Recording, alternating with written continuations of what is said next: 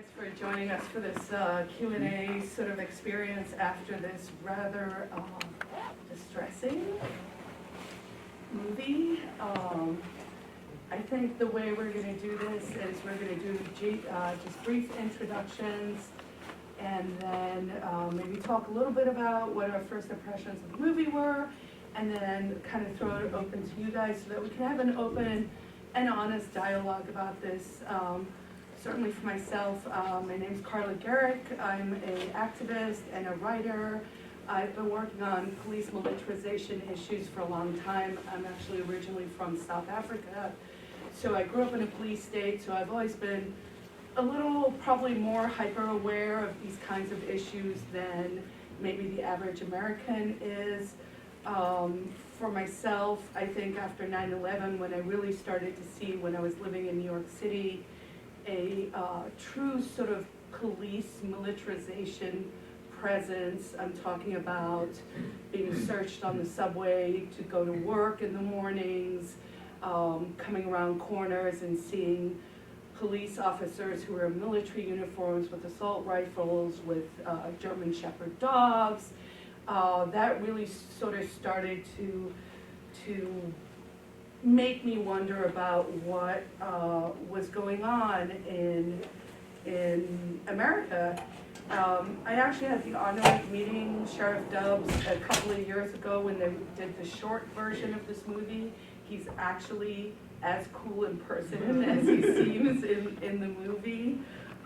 Truly, I think an honorable person, the kind of peace officers we want on our streets, and the kind of person you want to be there to have your back in a situation where you might want it. So that's sort of my short story. I'm going to hand it off first to JR. Representative Hull, so I moved to New Hampshire 22 years ago or so, 23 years ago. And my involvement with police militarization in particular came about because of a dinner I attended 4 or 5 years ago where I found out the mayor in Berlin Heights, Maryland, in the late 2008 timeframe, had his house raided over a marijuana drug bust where he wasn't even the intended recipient. And it became very eye-opening during his discussion that he was the mayor. Because he was the mayor and had access to more funds financially, he could actually take this case forward and take the SWAT team that broke into his house, that held his mother or his mother-in-law at gunpoint and killed the dogs and all the other things that happened in this Berlin Heights case. He could take and make a real issue of it. But the families that didn't have those means, the families that didn't have that status of being the mayor, that didn't have all of those benefits, didn't have the same rights. And I realized at that point it was time to start to rein in. I don't use marijuana. I don't care. I've worked at a drug rehab. I actually understand both sides of it. I can make a good argument for both sides. But I don't see the same harm that most of society's come forward and said, this is a really bad thing. This leads to greater and greater drug addictions. Actually, no, it's alcohol. But in the meantime, what we've seen actually is government is incentivized through civil asset forfeiture laws and other things to actually spend more time going after the drug war, which ends up damaging families in a profound way and in a very unfortunate way, and they don't spend time trying to mitigate issues between civilians. So I filed the first Bearcat bill several years ago. I filed it almost every year since then in some form or another. There's been a bill this past year in New Hampshire to actually just track, as the documentary ended, right? Track when we're having SWAT deployments, track when we're using some of this, track when we're getting this hardware in. Why did Belknap County need grenade launchers, right? It was great that the officer said, yes, we shipped them back this morning when I brought up the last bill. But the issue was, why did you have them for over a year, right? Why did you even think that that was necessary for our state? So, and I'd like to delve more into that, but Andrew, why don't you give us your quick rundown and maybe some first impressions about the movie as well. I think it was summed up pretty well by Doug now fighting against the existence of SWAT teams, particularly when he created the one that killed his son. I mean, that pretty much says it in terms of what's the world like today. Many police departments will justify the need for this type of equipment because many times the criminal element has more sophisticated weapons than they had in the past. However, when you look at the situation for the cases that you see on TV, this is the norm as opposed to having a person who has an organized drug dealing cartel that has a huge mansion and a barricade and the things you see in the movie when, or like on Miami Vice, you might have seen years ago. You know, that's not the situation that you have here. And unfortunately, many of the leadership elements of law enforcement are suffering from a condition that I will describe as confirmational bias. I don't know if you're aware of what that is, but let me simplify it by saying that when you have information and history that leads you to have a set of values and you get new information that is in conflict with those values, you tend to hold on to your old values. So it's for that reason that even when Doug submitted the evidence that he had about exactly how the information took place, it was inadmissible in court. So therefore, if the information is not admissible in court, there is no basis for them making any decision to change whatever decisions they'd already made. And whenever you saw the chiefs explain exactly what happened and how it happened, what was clear is that what they said was different than what was actually found. So therein lies the challenge of the warrior mentality of the police department. And all police departments in 2016 and beyond have to have a warrior mentality to deal with life-threatening situations and so forth. But you also have to be sensitized to the significance and need for the guardian mentality. Because when you don't have that, it's very easy to not trust the police. And I can tell you that if I had been the guy standing in front of my house with the bat, I would have got shot. Yeah. Okay. I just don't want anybody to misunderstand. And so it's really, as you see, it's a legitimate issue, period. But then when you're a person of color, that makes it exacerbated in terms of why they think that they now have to use deadly force. And that is why in the minority community and also in the lower economic community, there is an acute distrust of all police, period. And you introduce yourself, please. Oh, I'm sorry. Okay, the work that I do for the state of New Hampshire is I am the disproportionate minority contact coordinator, and I address the overrepresentation of racial and ethnic minorities in the juvenile justice system. I've been in this role for 5 years, and prior to that, I did diversity education for several police departments, including St. Louis, Amtrak, the state of New Hampshire. I'm currently a diversity consultant to the police academy. I teach 3 different diversity classes where I have attempted to help them understand and sensitize them to the importance of the guardian mentality that will drive an opportunity for trust in the community, because without that, you got nothing.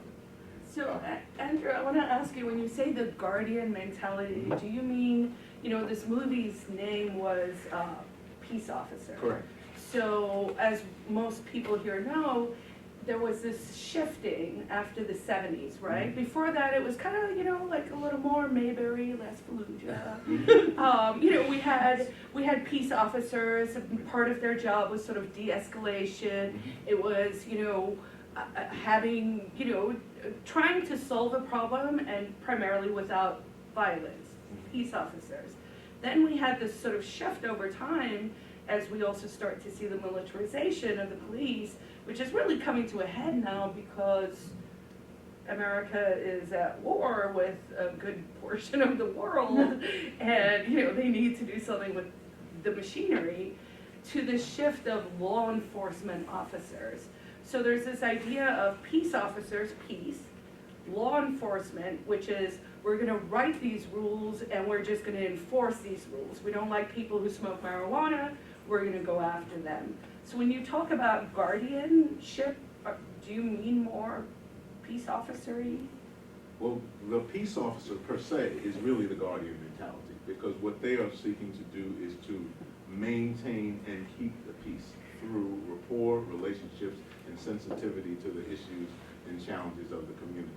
Now, the police officer mentality, that when there is a life-threatening situation, a terrorist, an active shooter, then that's the person that runs toward that active shooter or criminal event taking place for the purpose of quelling that incident. And so there clearly is a need for that warrior mentality in those conditions. But we have more scenarios now where the guardian mentality is necessary in order to establish trust, because these kinds of events, not only do they get known to more people, but they become catalysts to confirm a justification for not trusting police.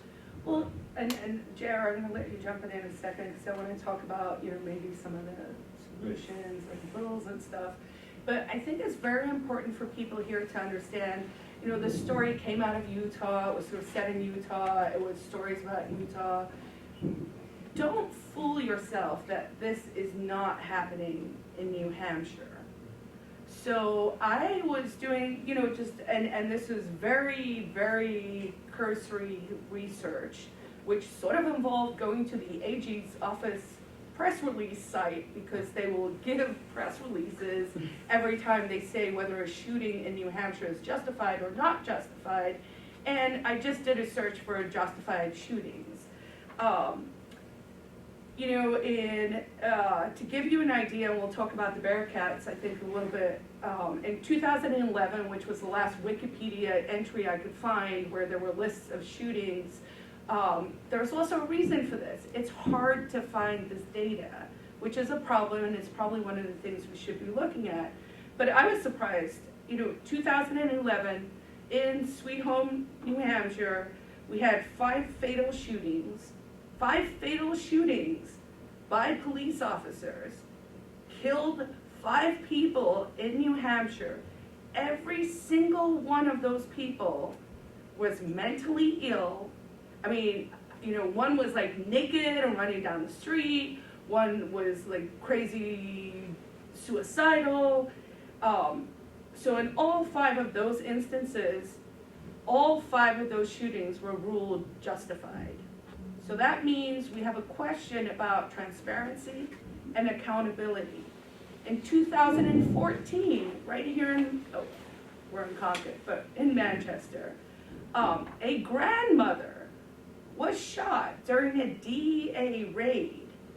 In the apartment at the time was a 10-year-old child, a 4-year-old child, and a 1.5-year-old child. The grandmother was reaching to pick up the baby, and the officers, and you have to appreciate how there is a language that I would encourage people to listen for when you listen to these kinds of stories, because there is a very distinct propagandistic note that goes into this. So whenever there's an officer-involved shooting, it is framed that way. It's an officer-involved shooting. And in this instance with the grandmother, when she got shot, one of the officer's guns discharged. Now, when bad guys do bad things, they shoot each other, right? A gun doesn't just magically whoops. So there was a shooting, and even in that case, there was no arrest or charge. The AG's office found that the shooting was accidental and no charges were found. Now, to Andrew's point, to some extent, we can go through the names of the people who have been shot in New Hampshire, and I would say, given the fact that this is not the most diverse state, it's a pretty, white-leaning state, the names, if you look at them, are, DeJesus, Nuance, it's people of color and it's minorities. And I think that is also something that we should look at and explore. Can I just at least help you make sense to that? Because that difference is significant in why there's a need for someone in the role that I'm in. Can you say your title again? Because that name is almost Orwellian. Disproportionate Minority Contact Coordinator. Wow. Now, that disproportionality is really a function of a mindset that is several hundred years old. Sure. Okay. The challenge that this country still faces is that of equity and fairness for all people. Simple example. There's this slogan called Black Lives Matter. Okay, it's a slogan, and what it means is that Black Lives Matter too. See, I like the slogan, all lives matter. Well, that's not the issue here. Okay, because if all lives really mattered, you wouldn't have black lives being killed. Yes, and I do Okay. think that there is. Okay, so hold on to that for a second, Okay. because this is what's important. There's another concept called cognitive dissonance. Okay? Now, the notion of cognitive dissonance says anytime someone hears information that is in conflict with their thinking and beliefs, what they do is immediately react with something. And that's what always happens with Black Lives Matter when that slogan is heard. Now, here's the challenge with it. No, wanna I show- think hold the on, hold on, cognitive hold on. dissonance is more that, Hold on a second, people because think- this is, it's really two different things, but they're related. okay, Because cognitive dissonance is something you think about and then make a choice. But confirmational bias is a conditioned response. Let me show you how that works. I want you to trust me for a few moments, and I'm going to show you how smart we are as people. Because this is one of the exercises I do in my diversity class, to show people how you can demonstrate a dislike for something or have a disagreement about a concept or value or issue without you really thinking about it. You got to trust me for about 15 seconds, if you will, and I'll show you how this works. Now, I want you to think about a number. Don't say it out loud, but it's halfway between 9 and 11. Now, don't say it, but in a moment, I'm going to ask you to repeat that number, and that number is halfway between 9 and 11. If you're not sure what it is, just add 9 and 11 together and divide by 2. Okay? Now, is everybody with me? Now, in a moment, I'm going to shoot my hand out like that, and I want you to say that number with a little bit of rhythm as I stick my hand out. Everybody with me? Okay, ready? Say the number. 10. Louder. 10. Come on, louder. 10. One more time. 10. What are aluminum cans made out of? Aluminum. Oh, boy. Sorry. I still didn't But that's exactly the point I'm trying to make. Is that that's the difference between confirmational bias and cognitive dissonance. And that's why when somebody says Black Lives Matter, somebody has to come back with all lives matter. Because it's the zero-sum game scenario. In order for Black lives to exist, people think that it's at the expense of white lives, which is not true. All we're trying to say No, is... I don't want to. Actually, No, I I don't think want to say that's that. the flip side. let me make my statement, and then you can make it. See what I'm saying? They just did it. Okay, so the whole idea is that when Black Lives as a slogan came up, it was because of a series of events on social media that were blown really in front of not only social media, but the regular media. So as a result of a series of these same events, and all of those people that were killed in custody of police look like me, okay? So then a group of people said, we have to protest this because it's obviously unfair. And then when all of the attorney generals looking at those places said, we're gonna take this to a grand jury, and people thought that was gonna be the resolution. Problem, a grand jury is not designed to determine guilt or innocence. It's a question of probable cause, and most people do not know that. So when you get into the grand jury, which is an informal discussion, you may have structure or not, and the police officer comes in and says, hey, I was just doing my job, guess what happens? They get off. Oh, of course. Now, once they get off, there's Oh, only 2 more I'm minutes. the moderator. Yeah, I'm I allowed understand. to. I gave you 15 seconds. The last part I'm going to say here is this. Once that happened several times, and people started to protest, they had to have a slogan. They started out with hands up, don't shoot. It didn't make sense. But Black Lives Matter made sense. Now, once they went out and started the protest, you got three people involved in the protest. You got the people that were directly affected, you got the people that were sympathetic to the people that were directly affected, and then you had the opportunists. Now, when you get out there and you start marching because of this, the opportunists break the law, and now the whole shift of the conversation has changed because the focus is now on the people that are pillaging and causing property damage and not dealing with the slogan, which is a protest because the same group of people is consistently getting killed in custody of police with impunity. And now I'm done. And I mean, I do believe that there is a racial component to the police state action that happens here. My point, just to clarify, when I say all lives matter, is I think the problem with the militarization of police is actually now going beyond just the bad stuff that's been going on for the past 50 years. So it's moving out of, typical black neighborhoods to Utah, where a bunch of, I can't say it, but where a bunch of white people are starting to be killed as well. Now, of course, in a typical sort of scenario, now suddenly more people care and people want to talk about these issues. But when I say all lives matter, my point is because I don't think the issue is solely racial. I think the issue is there is a problem between the citizenry in this country and the people who ostensibly are supposed to be our servants. JR.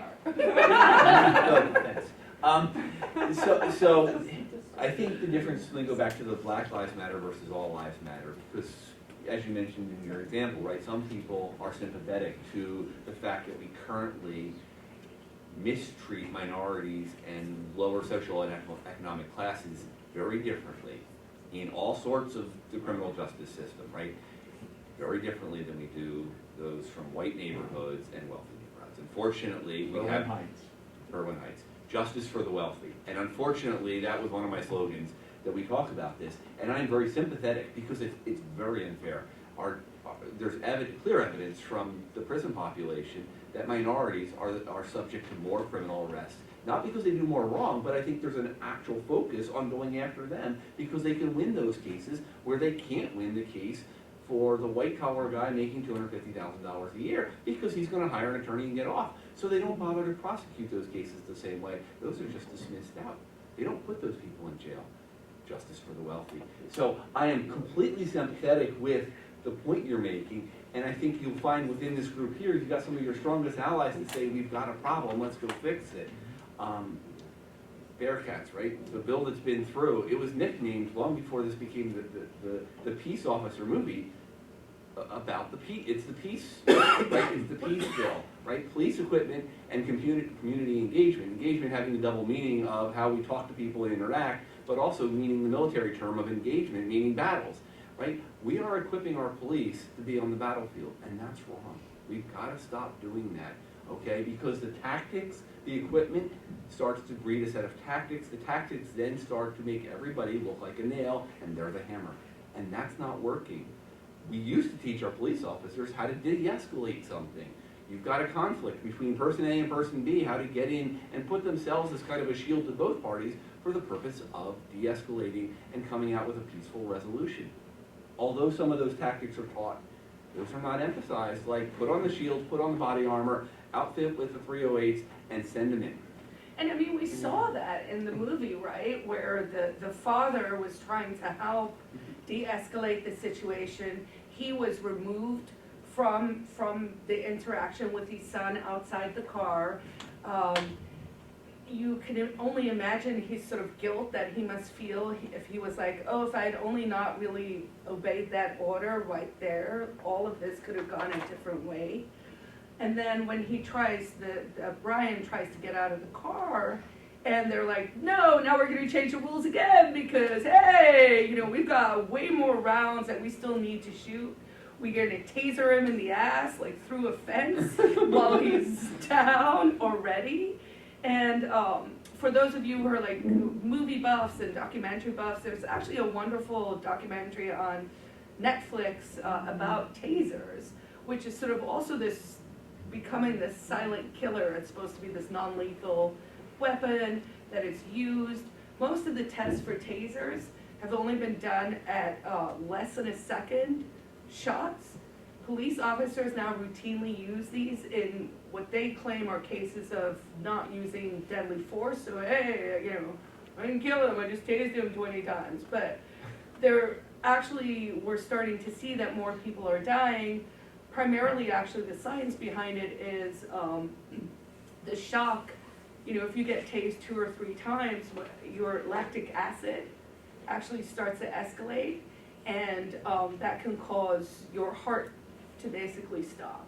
And in the documentary, which I thought was pretty compelling, is let's at least just deal with the information. So if that's the case, and if you're an officer and you're fearing so much so that you're gonna tase someone 5 times and that guy collapses and he's clearly having a heart attack, at least let's have a system where it's like, call the paramedics to deal with the guy having the heart attack. I'm not sure if people noticed this in the movie, but I certainly did, that, you know, and I watch an abnormal amount of police brutality movies, so, you know, that's on me, but because I'm trying to find the patterns so that we can identify things and we can make things better.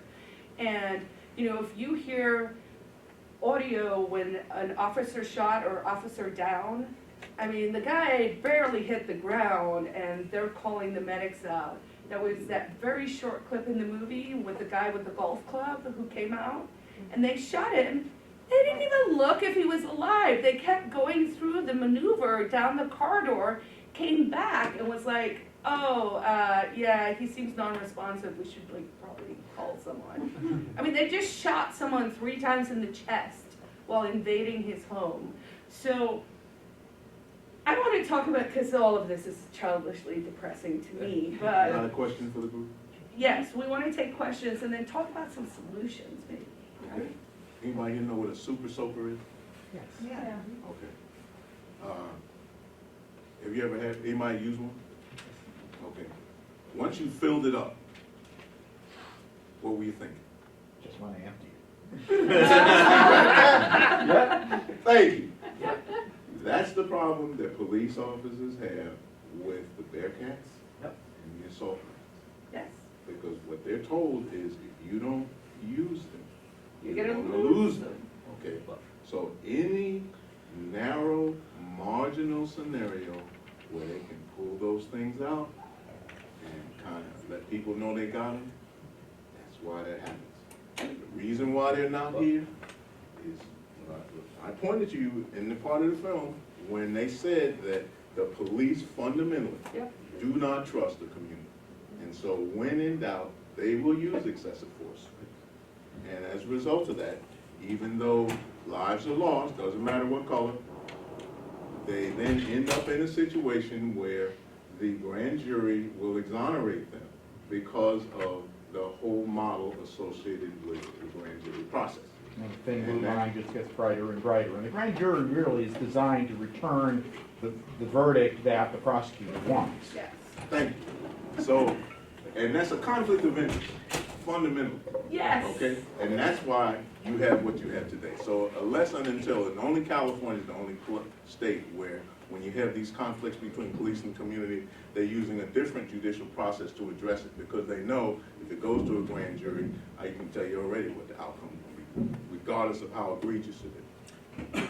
So one of the things that often comes up in these sort of discussions is immunity or qualified immunity. So for people who aren't familiar with this concept, basically how it works is that police officers, you know, are supposed to be the enforcers of the law, except, you know, we're all told that ignorance of the law is no excuse, right? So it's like, I didn't know I wasn't supposed to do that, sorry man, and they're like, well, you broke the law, come on, right? So ignorance of the law is no excuse, except if you're the enforcer of the law, and then it's an absolute defense.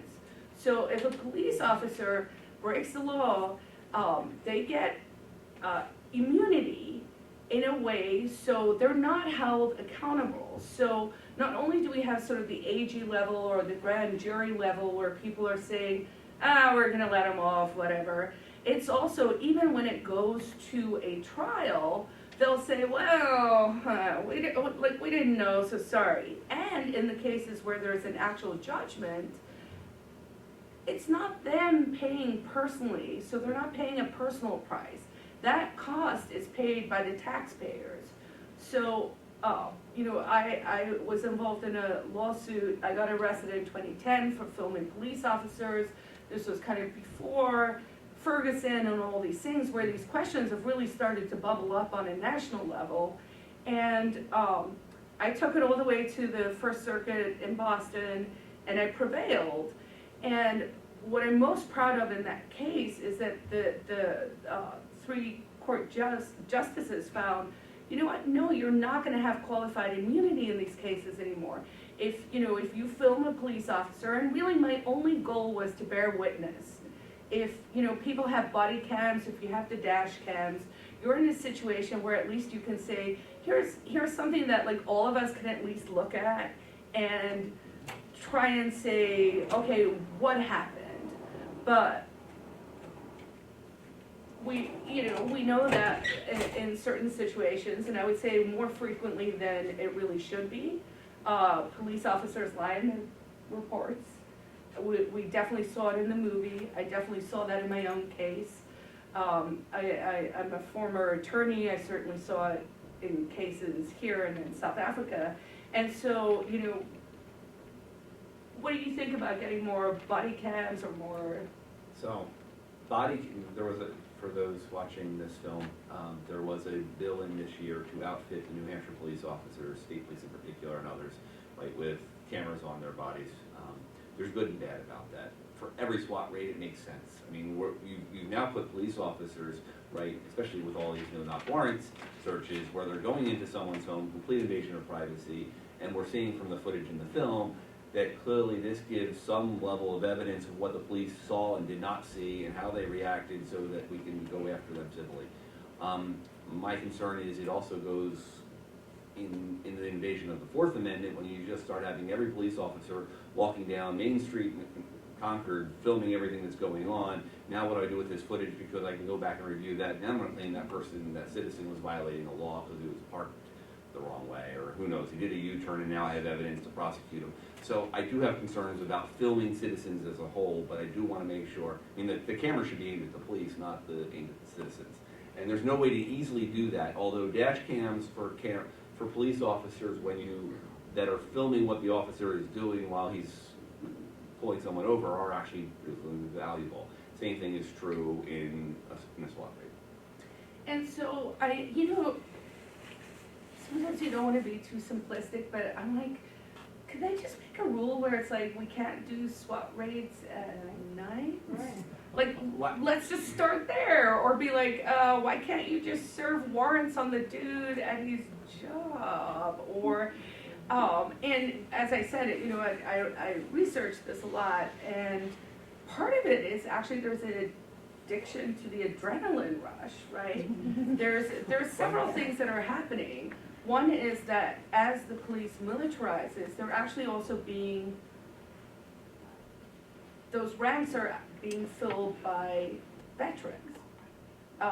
When I went to do my 91A in Concord, they had a sign up where it was like, recently returned from Iraq, this was like 4 years ago, apply to be Concord police officer. This was round about the time when, there was the whole discussion and debate about getting the Bearcat for a city that had had 2 homicides in a decade.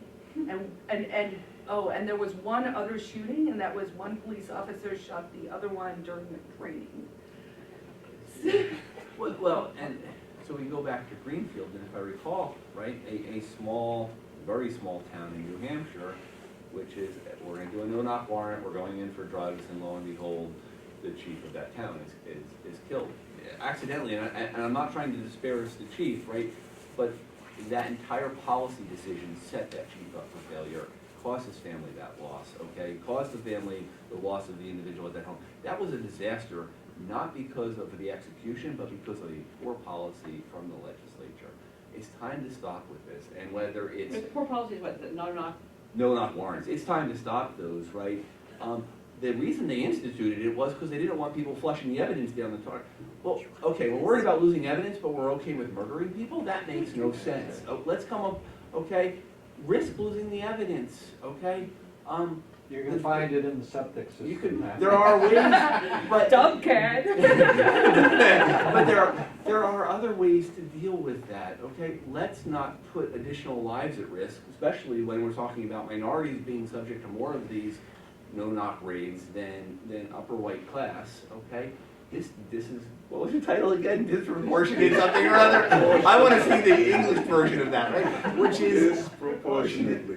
Yes, this is, minorities are not treated fairly. My job is to fix it, right? And in the vernacular. And my problem is, no-knock raids prey on the innocents, not because these people aren't breaking the law. They are breaking the law, and that's an entirely different policy decision. My issue is, they prey on the fact that they don't have access to the attorneys. They can't get these charges dropped or minimized or reduced easily just because someone can write a big check.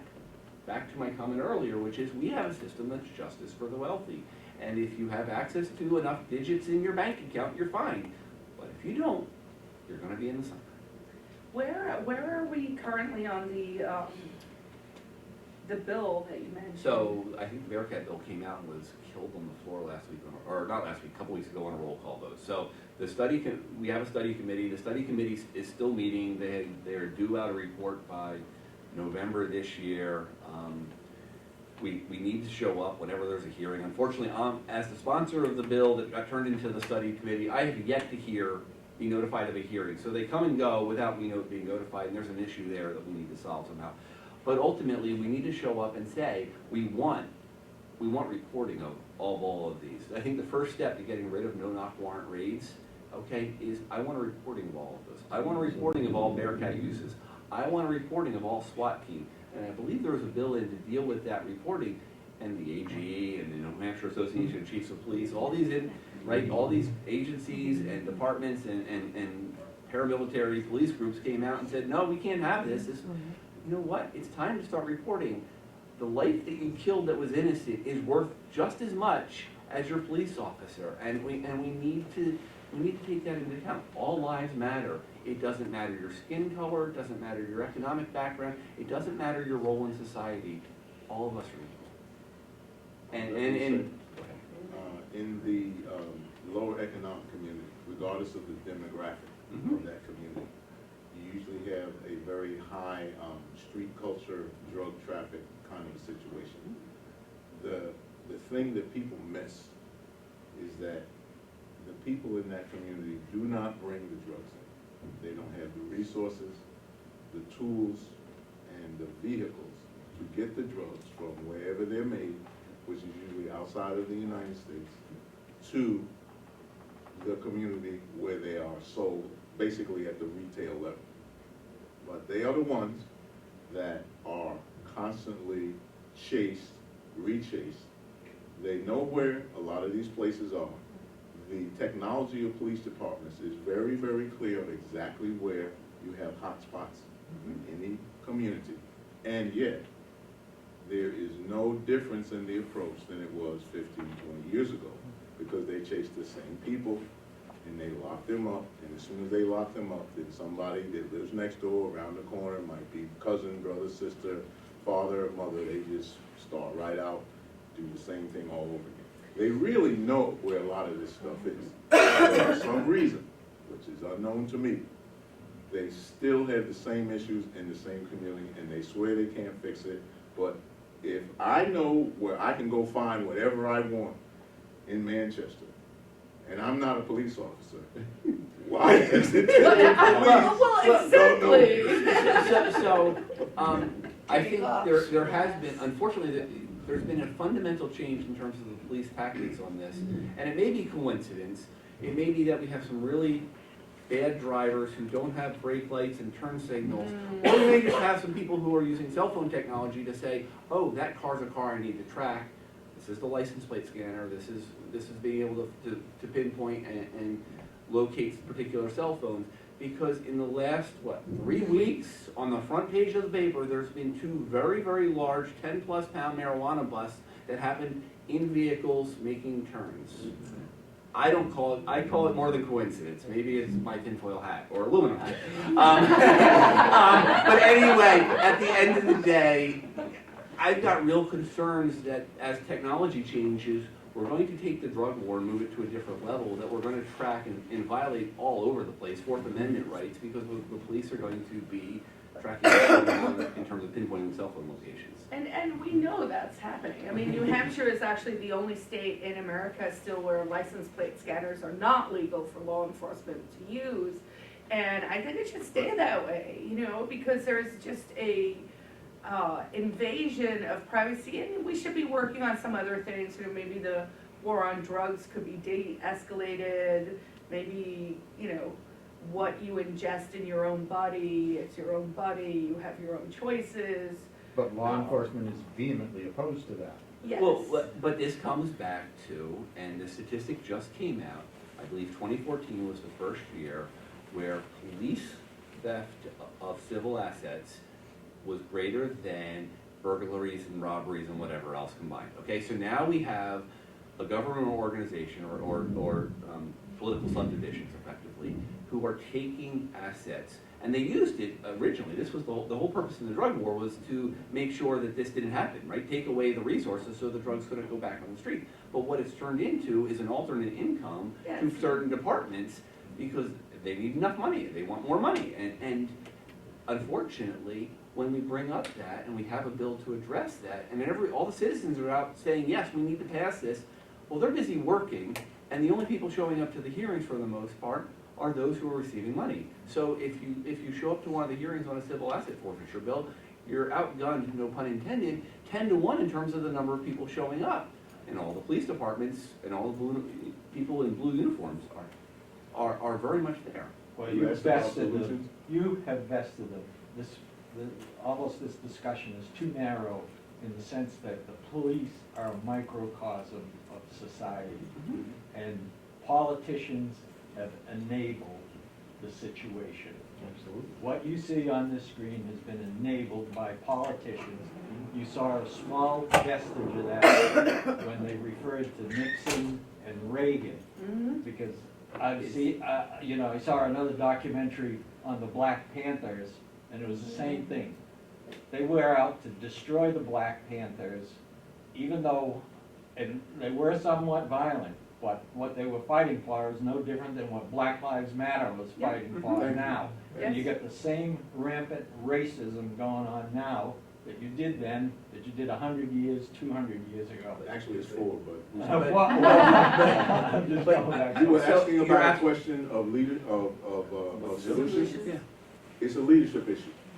I will simplify it by saying that. And what I mean by that is that when you have police chiefs that are new coming into the system, when they bring more of the warrior mentality than the guardian mentality, then you're gonna have status quo.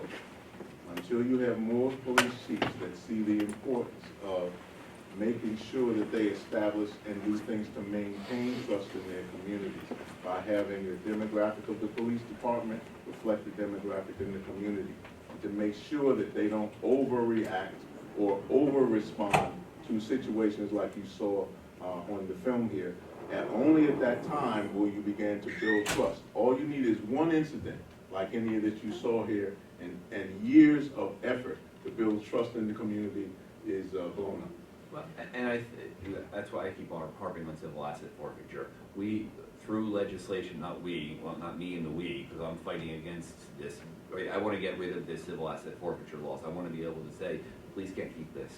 And everyone's familiar with what that is, right? So it's basically like, you don't actually have to have committed a crime. If you're driving in a car and you have $10,000 in your trunk, and they pull you over and they're like, that seems suspicious, we're gonna take the money. They never have to charge you with a crime. They never have to convict you of a crime. that police department can literally just take the 10 grand. So, about solutions, right, is we currently incentivize, because there's quote-unquote a shortage of funds to these departments, this is where they go raise their money. And they incentivize going after the drug war as opposed to trying to de-escalate and solve other real victim-type crimes. And until we cut that incentive out of the system, we're gonna be facing this problem. And Or that's give them a why, budget that they can work with. okay, or you can do that. End the drug war and see how much they can save. When we have a predominance of the arrests that are more drug-centric than they are about other violent issues, assault, battery, criminal issues like theft and robbery, we have an issue because we have tuned the system actually to go after that one area only, and that has to be broken. The incentives for police and judges and prosecutors is all number of convictions. We have set up a system where the number of convictions is what counts, not what they're convicted for. And murder is hard to prosecute. You actually have to prove guilt. And there's actually not that many people going around murdering each other. Oh my but God, a he's lot got of a people plan. like to smoke the dude, you know? He's got a plan, easy conviction. Yes. Right. And Crime it's is so much down easier. all over the country. Crime Yeah, in general is yeah. down all over. the Murder's country. down by But half what since you have 1992. is the non-violent crimes, the drug-related Yep. crimes, and Right. the white-collar crimes that are dangerous. And you still have a setup and a culture of the police department that is assuming that the old history and the old culture and the old models are in place. And then again, that's why it's going to require a leadership change to adjust their strategies and policies to deal with the true crimes and the technical crimes, the technological crimes driven by technology, rather than an assumption that the old model works. In terms of juveniles, juvenile reform, juvenile justice reform says you don't incarcerate kids, you don't lock them up. That's not a deterrent. So what you want to do is counsel and release. And so the whole model of counsel and release has been proven by the U.S. Justice Department. And so all of the policies just in dealing with juveniles is different. Now, because of dysfunctional family situations, you have more people under stress. When a police officer says, "Let me see your hands," they will question that, challenge it. If you say, "Stop," get on the ground, they will question, challenge, and resist. And what the police then do with that is justify overuse of force. Yep. That leads into the I scenario. know that well. I was walking down the sidewalk and the cop came up and said, what, I don't even remember what he said. I turned around and said, "What?" "I'm against the wall." Holy moly. And again, I was shocked. I said, "What?" And he took that as permission to throw me up against the wall. Just the surprise. I was walking down the sidewalk, yeah. Thank you. We're kind of at time. I don't know if anybody, does anybody, maybe we could take a couple more questions? I have a couple questions for Andrew. I find your job very interesting. And just so this doesn't get misinterpreted, I recall the part in the movie where the parents of the cop that was killed in the raid against Matthew Stewart, they just have this cop worshiping mentality, and I think many Americans do, and I think that's a huge problem that underlies a lot of what people have been talking about. So I'm just curious, when you do what you do, you go to police academies and you try to teach presumably young aspiring cops to be more aware of racism and that sort of thing, do they listen? Do you feel like you're successful in your job? Well, I think that for people that are open-minded and really want to do the right thing, then I present it very much like I presented to you, in a respectful manner that helps you understand the logic and the accurate data that you can verify. But the classic example I could give you is one of the cadets in the class I did a couple of years ago said the stationery where I got the letter that says you're accepted to the police academy, at the very bottom it says we encourage women and minorities to apply. He says, "Isn't that preferential treatment?" Hold on. So I said, look around the room, and half of the state of New Hampshire is women. How many women cadets are in the room? How many was in the room? One. None. None, I said, how okay. many minorities were in the room? How many was in the room? Me. I said, what do you think the last class looked like? I said, what do you think the class before that looked like? And how about the class before that? I said, so the police department do want the demographics of the department to reflect the demographics of the community. So that's just one tool that they use in an attempt to improve relationships. And the whole strategy of trusting the police department gets people who were not even thinking about getting into law enforcement to say it's an honorable profession because there is truth, there is fairness, there is honesty and integrity.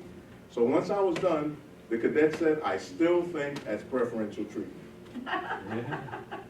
So at that point, I started to talk about cognitive dissonance and confirmation bias, because only through that do some of them really see what the complex issues are that we're facing. But that's really the heart of the matter. Thank Well, you. I know we have to wrap up, so maybe we can leave you with this thought that I think just even having these dialogues, having these conversations, talking about how we can at least identify problems and then figure out the ways to address them. I write, Sandy writes, you write laws, you are changing the face literally of some disproportionate something. I gave you the card. I'm saving it. I might frame it. But thank you all for coming. Jemmy, thank you for having us. Thank you to Red River for doing this and to public television. And let's do more of this. These are important issues that should be discussed and should actually be solved, and we can do it. Thank you.